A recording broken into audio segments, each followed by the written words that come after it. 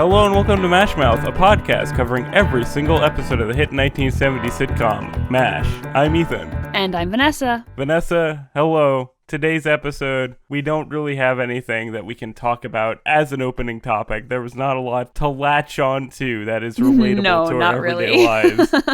So I think we're just going to skip right ahead and talk about today's episode, which I guess I should say the title of and explain the premise of now. I would think so that we would need this.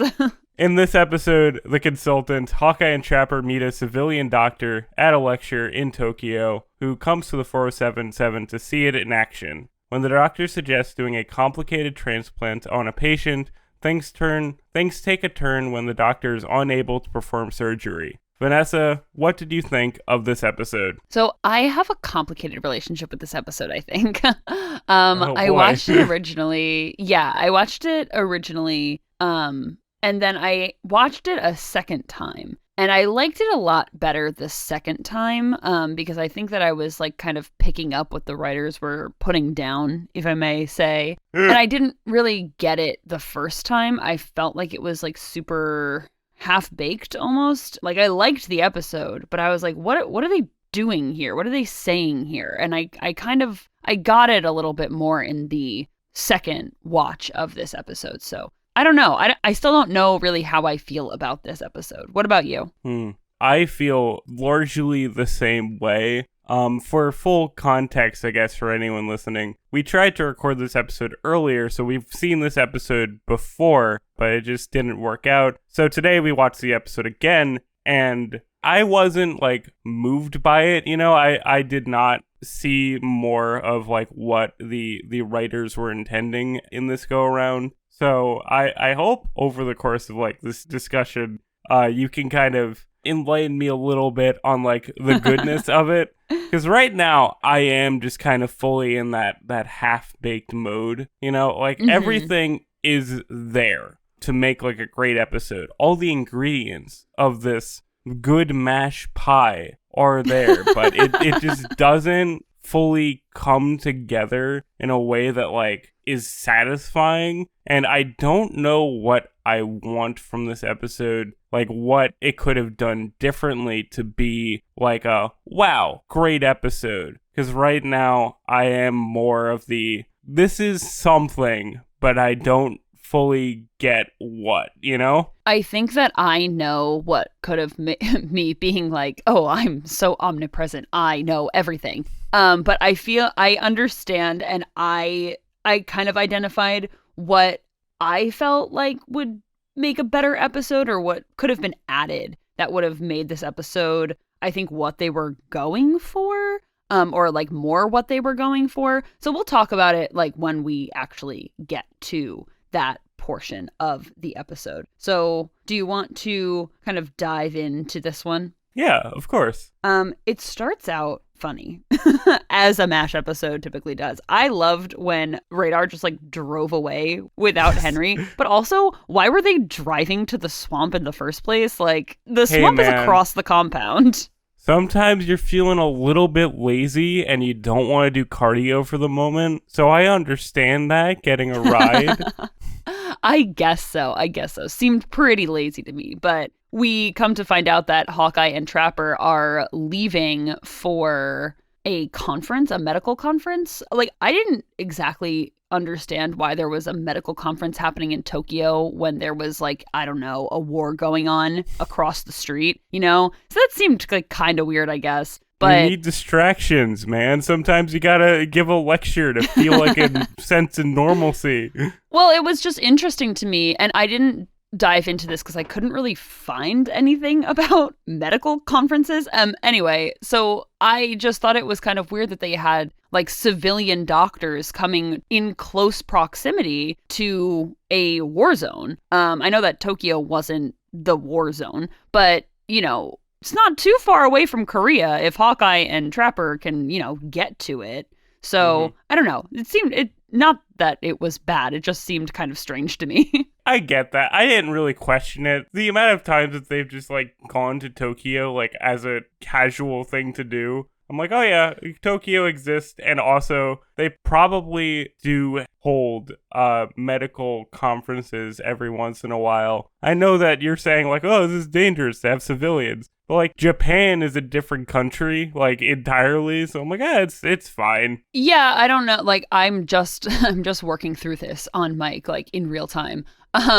Because I just thought about it. It was like, that's a little bit weird. But hey, it happened, I guess. But I thought that the shots of the streets of what was supposed to be Tokyo, I thought that was pretty cool. I wondered if that was like stock footage, because there was a lot of like Japanese signs and everywhere, and the night shot was very nice. But I am curious of how like the production went, if they, recreated some like Japanese signage to authentically sell Japan, or did they like buy the stock footage? I'm thinking that they probably went to, because they filmed in California, so I'm assuming that they probably went to a part of like a Japanese centered town in a city, and that's probably how they got it. But it would be interesting to know if they just bought the stock footage, but I don't think so. Okay, well, fair enough. So, as usual, when we're in Tokyo, I always feel like the episode is just a little disjointed. I don't really know what I want from them when they're in Tokyo. I guess I want to see their, like, vacation, but their vacation, as stated in the episodes, is always, like, very adult, so you can't really show that on TV. So all we get of their, like, Tokyo trip is them meeting this civilian doctor whose name is Borelli. And he was like an interesting guy. For, I guess, more context for people listening, you told me not to look at the credits of this episode before I started watching it. So the entire time I was like, okay, who's this man? Is he like a famous Oscar-winning actor who I'm like unfamiliar with because it's 1977 and I'm not like used to him being like a younger man? But he did have like an interesting presence. I enjoyed this performance a lot. It was very like serious. Yeah, so just to back up a little bit, you were saying you don't really know what you want out of the Tokyo scenes. I agree with you. It just always seems like they put Tokyo in there and then they're not actually like in Tokyo. You know what I mean? Of course, they're not actually in Tokyo, but I think that it just doesn't make sense a lot of the times with the rest of the episode. Like you said, you don't see their vacation in Tokyo. It's almost not central to the plot that they're in Tokyo. So I agree with you that anytime that they have to travel to Tokyo for any kind of R&R or whatever, you're always left like wanting a little bit more. But I did say it was not central to the plot, but it kind of is central to the plot because this is where they meet Borelli, like you said. And I told you not to look up this actor because I wanted your genuine reaction when I tell you that Borelli was played by Robert Alda, Hawkeye, Alan Alda's father. What? Wait. Yeah. Is his dad? I thought we were going to talk about this in trivia. Is Alan Alda's dad like an actor? Yeah. Whoa. Wait, that's really cool. Oh, now that you say that, oh, dude, that makes sense. He looks like an older version of Hawkeye. Like, they had the same hair. Oh. Oh, I wonder why. Like, why would you get Hawkeye's dad not to play Hawkeye's dad? He's just like a guy who we'll never see again. Like, if you're gonna do that... That's actually not true. That's actually not true. Oh, Robert really? Alda does come back as this character, later on. Oh, how does that... Oh, you're gonna have to fill me in all about, like, the casting process if you came across it in your research. That's really cool. That gives the episode a different, like, light, honestly. Robert Alda is an actor, and, I think we talked about this. When did we talk about this? Last week? You don't get to see their home life. So, of course, this guy's not going to play Hawkeye's dad, even though he is Alan Alda's dad, because you're never going to see that because it's not genuine to the show. But I guess his dad wouldn't make a random trip up to Korea. Yeah, exactly. Hi, son. Yeah. So I think that this was just an opportunity to get the two actors, on the same scene together. So yeah, I wanted to I wanted to keep that from you. I wanted that to be a surprise. Okay, so that kind of does reframe the episode a little bit. I don't know if they were like trying to play off this, but they do kind of have a like minor kind of mentor-mentee relationship throughout this. Like, you know, this is skipping to the end, but when Dr. Borelli leaves, Hawkeye is just like standing on a hill watching the helicopter go up, and he's like looking wistfully like this is a very important man to him. And now knowing that in real life he's played by Alan Alda's dad, I wonder how much of that is like an intentional thing to subconsciously present this like father-son relationship with them. Oh man, that's gonna derail me for the rest of the episode now. Yeah, I want to just put a pin in that because I have a lot to say about that, but I want to kind of come back to that when it presents itself chronologically in the episode. So I want to talk a little bit about, you know, this first meeting with Borelli, and I think that the reason that I wasn't so hot on this episode the first time is because I wasn't necessarily picking up all the subtle things that the writer had put in. Like, in this first interaction with Borelli, right?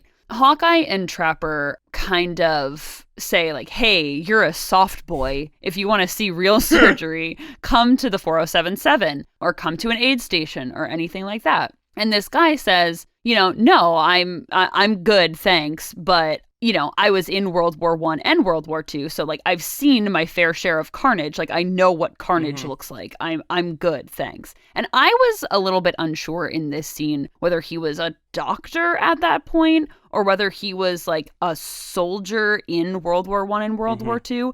I'm assuming that you don't just become a doctor at age 55. So, like, probably was a doctor at least in World War II because it was not that long ago. Yeah. But yeah, so I think that was really interesting. And Hawkeye and Trapper both kind of like got rebuffed by him saying like, hey, no, yeah, I might be a civilian right now, but, you know, I've been where you guys are and I know what it's like. And also, when Hawkeye and Trapper were offering him another drink, he was just like, no, I'm good, I'm fine. And then we know later on that that is not what happens. Yeah, so this entire episode, I was really trying to figure out, like, what the game was, let's say. I was trying to figure out, like, who this man was, like, why is he important? I felt like there's gonna be, like, a twist, and there kind of is towards the end of the episode. But for basically the entire runtime, when this guy is introduced, I was like, oh, is this guy a fraud? Like, is there going to be a reveal that he's not actually a doctor, that he's, like, using his authoritative kind of older man energy to be like, I know what I'm doing, but, like, really, he's never graduated from medical school. And, like, that's going to be, like, the conflict here. But it wasn't. It really was that he, you know, served in war, and now he doesn't really know how to handle himself with the current war, which is interesting. Like, when we talk about it, that's a very interesting thing for a war/medical show to do. That's like a perfect cross-section,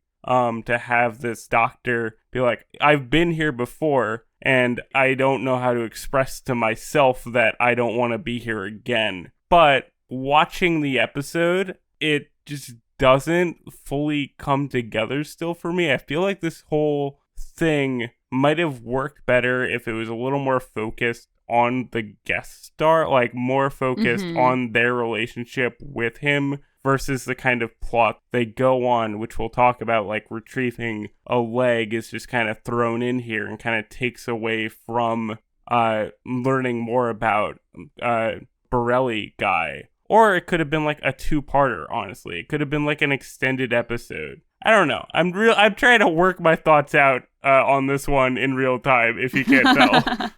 Well, I took it as, and I kind of picked up on it the first watch of the episode, but I really picked up on it the second watch of the writers seem to be drawing parallels between Borelli and Hawkeye throughout the whole episode, because Borelli eventually comes to camp, and there are these like little subtle things that he is in the operating room and making snide comments. And then he's also supposed to be like a really good surgeon and whatnot.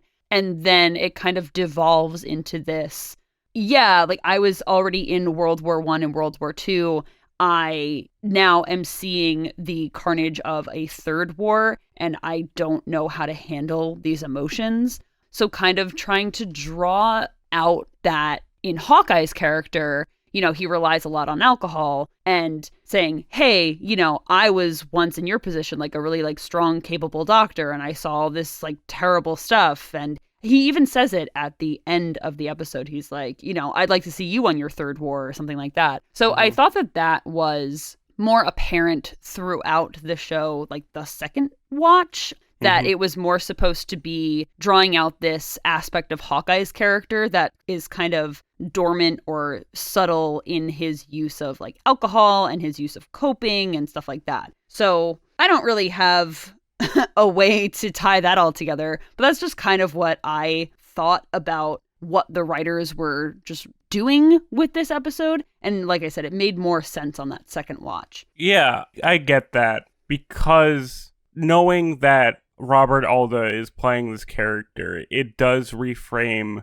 this episode's intentions. Like, for watching it the first time, not that this episode's bad. This episode is not bad. I think it's doing something very interesting. It just doesn't fully connect. But watching this episode the first time, they're doing these like subtle things of like, oh, I'm you, but I'm older. It doesn't fully land if you don't know the guest star connection. Like, for me, it was just like, this is just a guy who's come to the camp, and he's not like an important man in anyone's life. He's just like a regular man. I don't know. It helps a lot when you know who this guy is played by. I do think that they were relying on it a little too heavily, of being like, hey, this is Alan Alda's dad, so we're going to give them like this father-son relationship, but not really present it as that. I kind of almost wish that they had Borelli and Hawkeye know each other beforehand. I think that is really what was probably like missing from the episode, why it felt like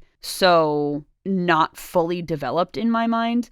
But I do think that it makes a little bit more sense now, seeing like, hey, yeah, you met me and you're passing so much judgment on me for not being able to operate. But hey, this is my third war. So like, you know, you're only in your first war, and there's a lot of similarities between you and I. So you better watch out, like that kind of thing of, yeah, you could turn into basically this person as well, Hawkeye.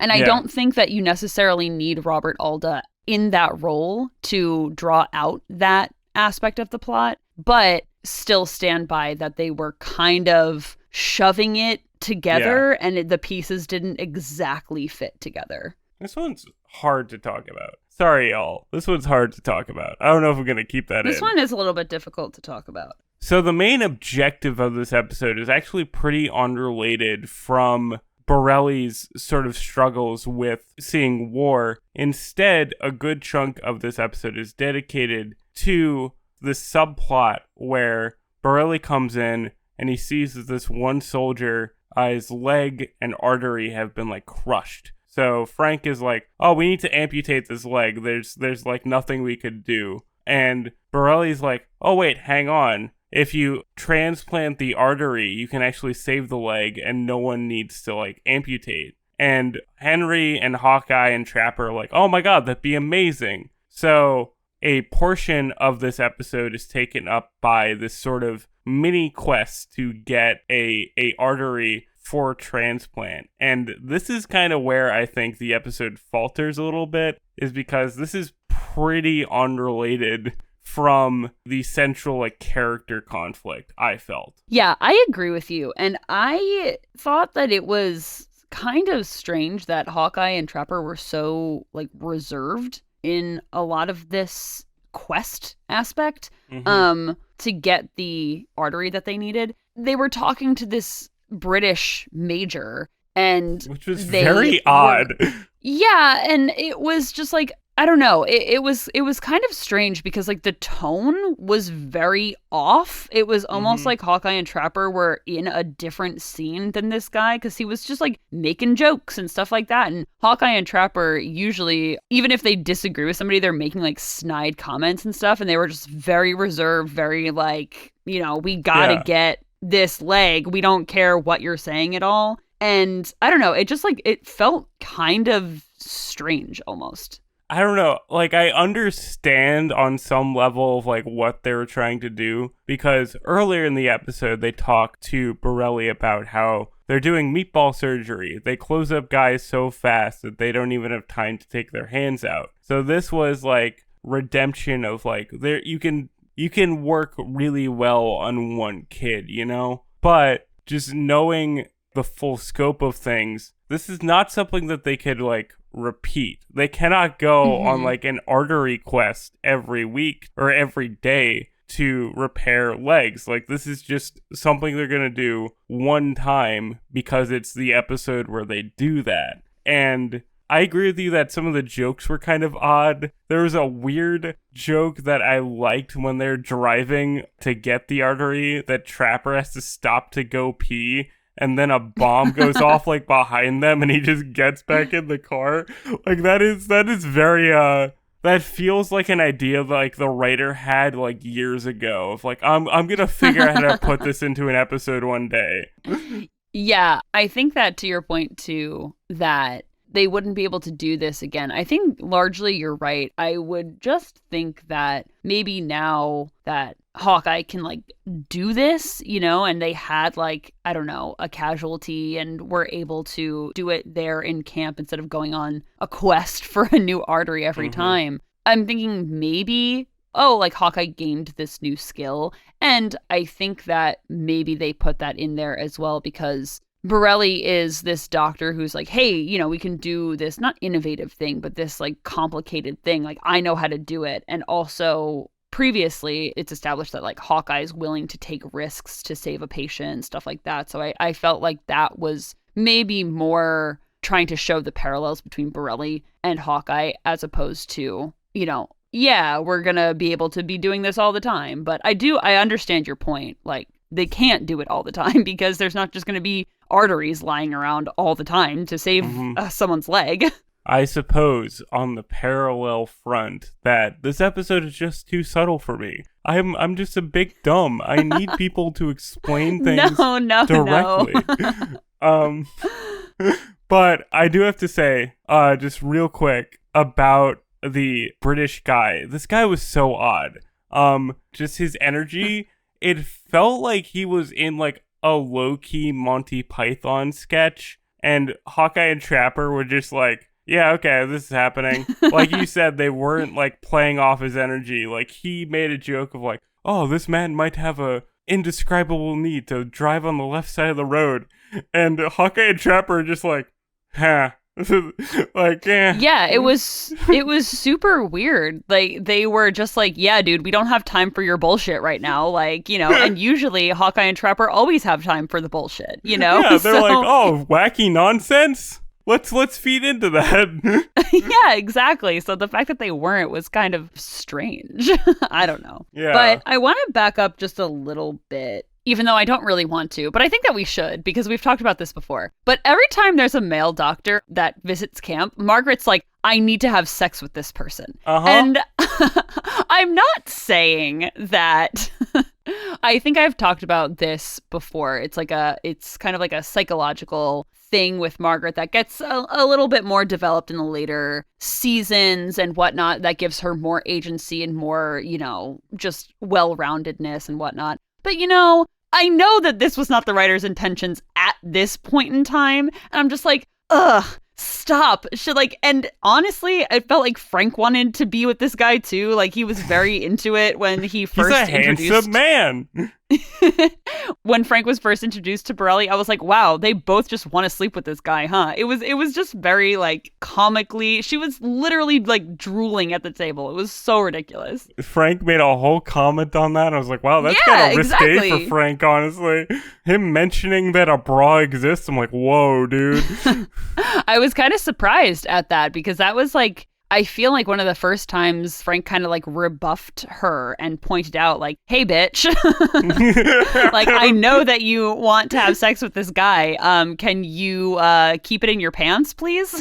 Yeah, I mean, this stuff is always like it works for this stage of the character, like I've talked about before. At the moment when Margaret is written poorly, they fall back on like two things: that she's a hard ass and she wants to sleep with any man in the military. So like it tracks for her character at this stage, but it is kind of getting tiresome that like literally any man shows up and she's like, "Oh, hello, friend. Let's do the tango." And you know what? That's cool and fine, but also like every single guy. And you know what? That's fine. If you want to have sex with whoever you want, I don't care. But also, that's why I try to remember and put in context these other things that I know about Margaret, just to like almost not justify it, but to give the character more depth than what she's shown in the first couple of seasons. But like you said, it can get tiresome after a while of just seeing the same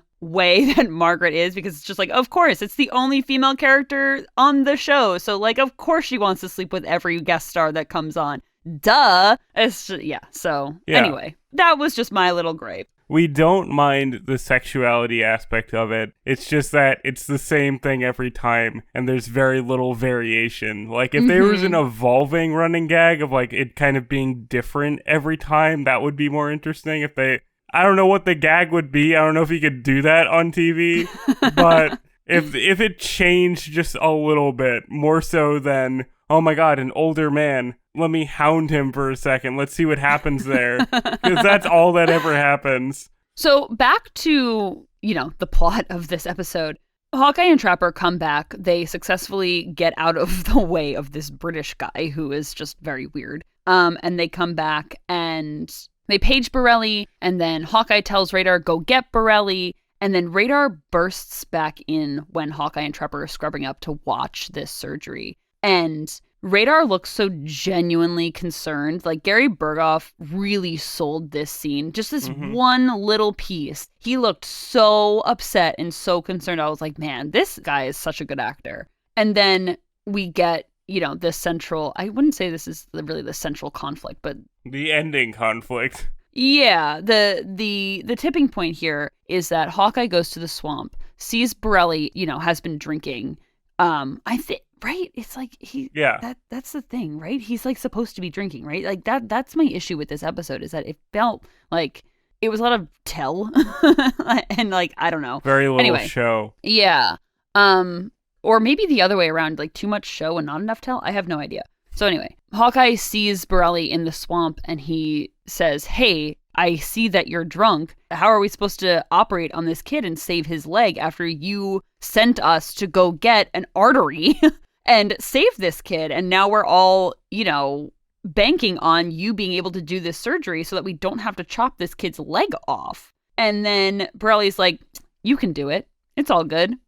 And You're better than I am. Yeah, and I think that was the most like tell of the episode of Borelli telling Hawkeye, yeah, I've seen you work. Like the whole we are very similar type of thing. I've seen you work. You're better than me. You are a great surgeon. This, that, and the other thing. Yeah, okay. So, first of all, I have many complaints with this scene, honestly. Like, on paper, I understand what it's doing, and it does it, like, okay in an isolated fashion. But Radar coming in with, like, this look of deathly panic on his face. Like, not to knock Gary Berghoff's performance, like you said. Like, he sells it hard. But he sells it maybe a little too hard. Because I fully thought, like, this man had died. Like, when he comes in, he's just, like, sitting in a chair. I'm like, okay, what's the actual issue here? And then it is kind of like, explained in context that he's drunk and therefore unable to perform surgery. And everything that is said of like, it really got to me. This is my third war. I don't know if I can like do this anymore. And, the way MASH can like shift tones into, hey, we're serious mode. Like this is a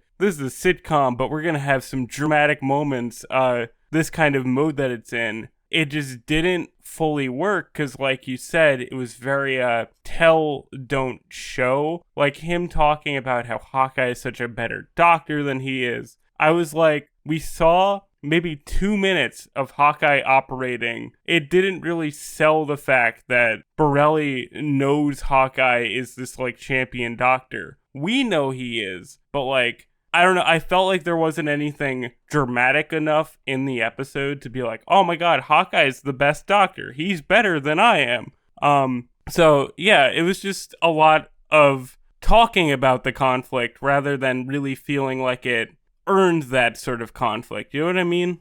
Yeah, and I think that is where I feel like if Borelli and Hawkeye knew each other prior, if Hawkeye had worked under him as, you know, a mentor when he was in residency or anything like that, was his supervisor at whatever, I feel like that would have made so much more sense, you know.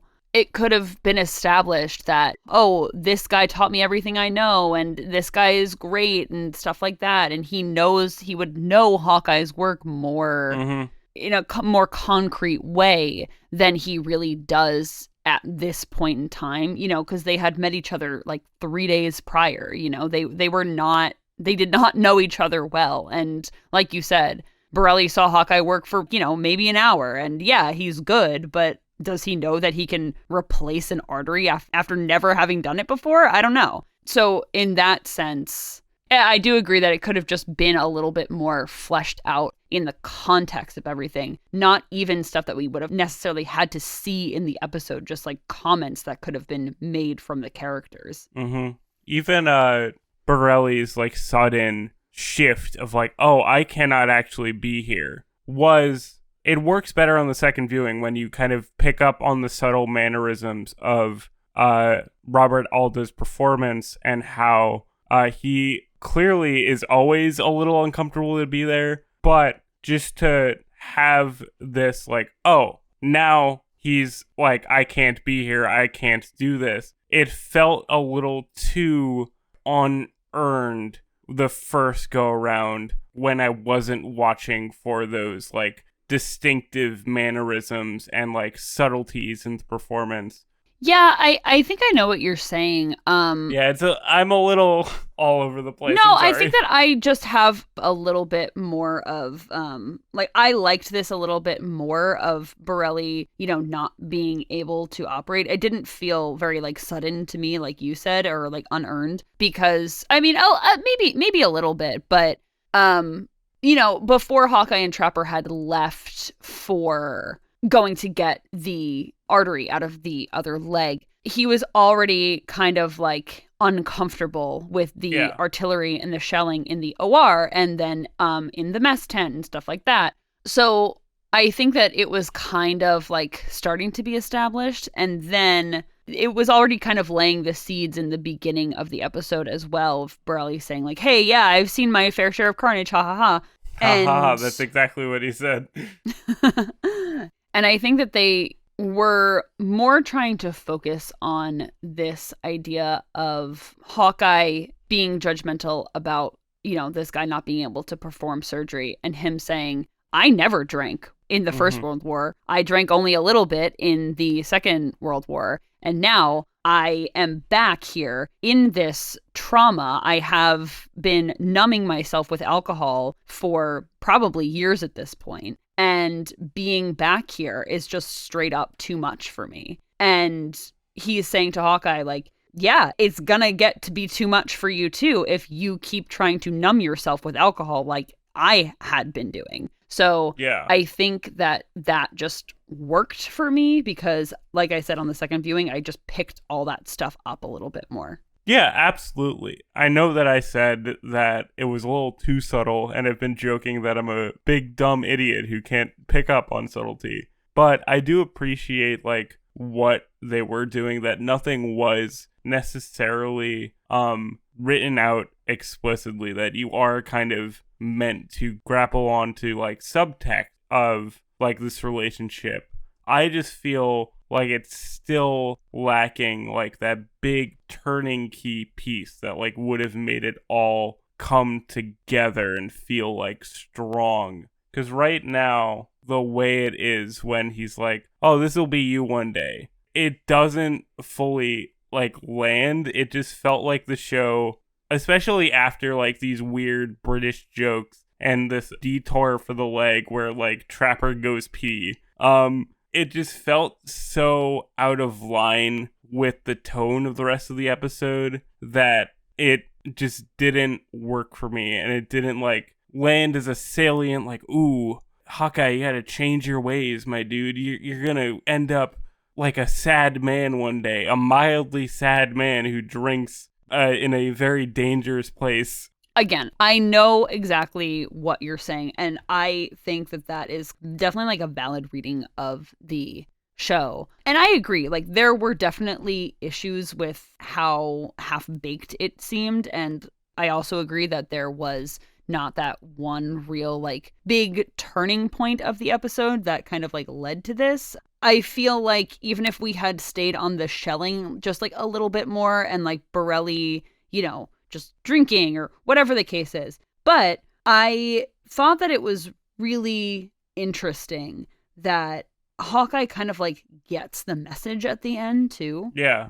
That he sits there and he is staring into his martini glass and he doesn't drink it. And I felt the writers were trying to do like the commentary thing, right? Of highlighting how bad war is and what war does to people. Like highlighting that wars, you know, turn competent young people like Hawkeye. They leave them with these demons that they chase and numb with alcohol, and they turn into people like Borelli. And I thought that was just super apparent in that last scene, and that is what to me really saved the episode. And Hawkeye like looking pensively into the drink because he's kind of taking that to heart. And I don't know, that just worked for me, probably like more so than it worked for you. Again, I'm not saying that I disagree with what you said. I do agree that there could have been better writing in parts of the episode, but I think that piece just kind of like saved it for me. See, I know that later on the show is going to explore like Hawkeye's trauma and how like war has affected him on a pretty like fundamental level. Like in late game, that is kind of where it goes from what I understand. But at the moment when you do this and it's only season 3, right? And you're like, Hawkeye, you shouldn't be drinking. Hawkeye, one day this is all going to come back to you and it's all going to be sad. Knowing that literally next week he's going to be drinking and laughing like nothing has happened, that does also take away from it. And earlier in the season, there's an entire episode about how if Hawkeye and Trapper don't drink for 48 hours, they become insufferable goons who need, you know, who comically like need their alcohol to be like normal people, which I guess is also just saying that is like, oh, alcoholism, haha. But, you know, that the tone of that episode is like wildly different. So I think this would have worked better for this message if it was like later on in the show when Hawkeye is more contemplating his place in the war and like how he's going to move forward after it's done. But right now there's so much more like wacky Hawkeye in our lives that like this little lesson of, hey, be careful with where you are right now, it's not gonna like land and be like an effective punch to the gut, I think. Yeah, I think later on in a couple of seasons there's another episode that kind of deals with this again. And maybe me just kind of like knowing that is what makes this work a little bit more for me than it does for you, but yeah, I don't know. I think we've said all that we can kind of say about this, because I think at a fundamental level we just like took different things away from this episode. This is the first time we kind of really, well, I don't know if we disagree, but we have different viewpoints on an episode, which is fun. Yeah, that is really interesting. Because if I hadn't watched this over, I don't think that I would disagree with you. And I don't. I think that I'm kind of coming at it in a different way. Yeah. I do think that if I had only watched this once, it would have been that for me too. Yeah, well, I'm a big goofball who can't see through the writer's intentions and the modus operandi, as clearly as you can. No. Me just having watched this episode 17 times, in my entire lifetime. So, it's fine. It's fine. It's funny, and this is not trivia that I have necessarily, but it is kind of trivia. But the guy who wrote this episode was the writer for Weekend at Bernie's. So that was really interesting. So maybe that had something to do with it. I can't necessarily think of how that would connect with his other works, but I don't know. It's probably out there somewhere. There's probably a connection there somewhere. Hey, it's got an older gentleman. That's the connection. We have older gentlemen in this film or in this episode.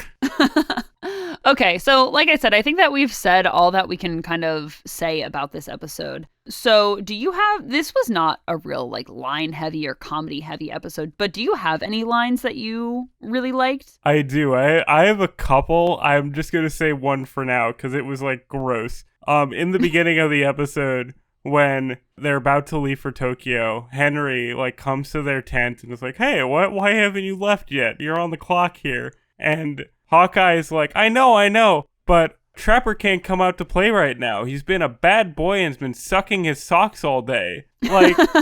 That's gross. Well, I don't understand that one. That was so nasty. That was so weird. I wrote that down too because I was like, huh? That's a little weird. I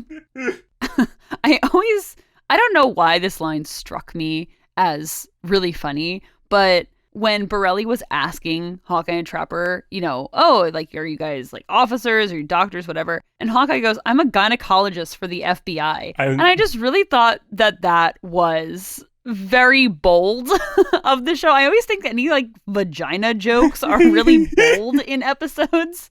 And I having Hawkeye be a vagina connoisseur. It's just always very interesting to me. Yes, I love the gyno joke as well. That was really, really funny. I love the idea that the FBI specifically needs a specific one. That was great to hear. And you're right. I wonder if they get away with some of that stuff because in the 70s, men watching didn't know what a gynecologist was. I don't know. I think probably a lot of men knew what a gynecologist was. I don't want to discredit our people who were alive in the 70s and knew what a gynecologist was.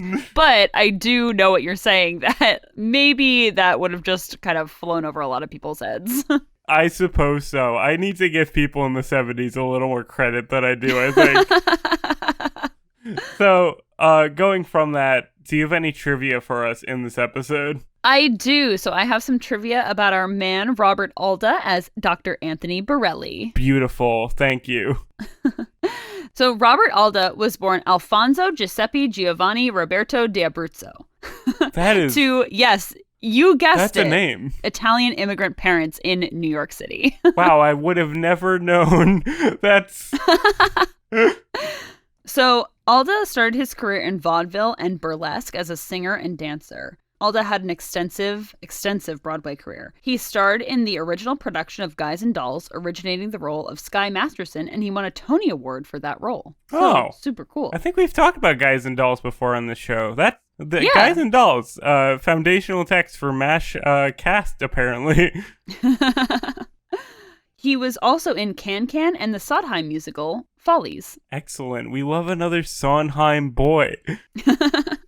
For his Hollywood career, Alda is best known for his performance in the 1945 film Rhapsody in Blue, I always say biopic, but I know it's biopic. No, you could say it either way. No one cares. I say it either way, right? Okay. Yeah. A biopic about the composer George Gershwin. Alda also starred in the 1955 TV show Secret Files USA. What a 50s show name. I love that title so much.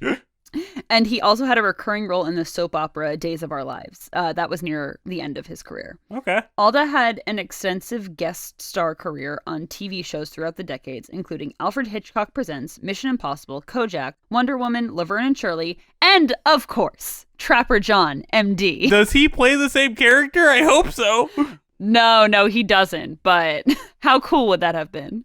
were you really a MASH guest star if you weren't reprising a role in some way on Trapper John MD? That's so true. That's honestly so true. And then Alda passed away in 1986 at the age of 72. Okay, that's a long, interesting life he had there. And he, we love his son. Good for him. Seems like a very talented family they have there. Yeah, absolutely. Definitely. So, Ethan, okay. I feel like this is the episode that we've been waiting for. What is your martini rating? I might have to be bad. I might have to go like real low on this one because this one didn't do a whole lot for me. And honestly, as we talked about it, it was a rare case of like, you know what? This one just doesn't work, in my opinion. I might have to go a 2 out of 5. A real low boy. Wow. Okay, so I was originally going to give this one a 2.5 as well. But I think that you can never go higher than this me. One. I think that I like this one, though, enough that I would maybe give it a 3.0. I don't know. That's hard. Yeah, I think that I would maybe stick with 2.5 to 3.0. Like, it's fine. It's just not anything. I think that it could have been done better, but I still liked pieces enough of this episode that I think giving it a 3 is worth it for me, because I thought that the acting was just also really well done in this episode, even if the writing kind of made it seem disjointed. Mm-hmm. I will give credit to the performances. I liked Robert Alda a lot in this episode, and it should speak to his talent that I fully thought this man would be like an Oscar-winning actor who I just didn't recognize. So I understand where you're coming from there, but this one just didn't have the juice for me to like really bring it over that better than average episode hill. And I thought it was kind of like worse than an average one because it wasn't even something that like made me laugh a lot. But this episode of MASHmouth will go down in history as perhaps the first and only time that I rate an episode lower than you did. Yeah, apparently. I'm just hypercritical and you caught the bug, apparently. You've infected me with disliking things. How dare you?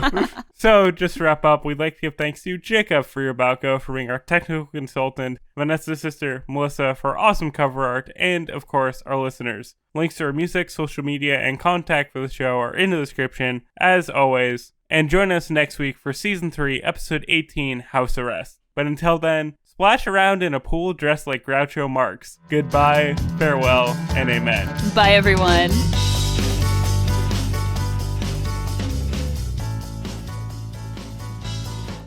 Man, we didn't even talk about the pool bit. The pool bit was really funny. Darn. Let's do the episode over again.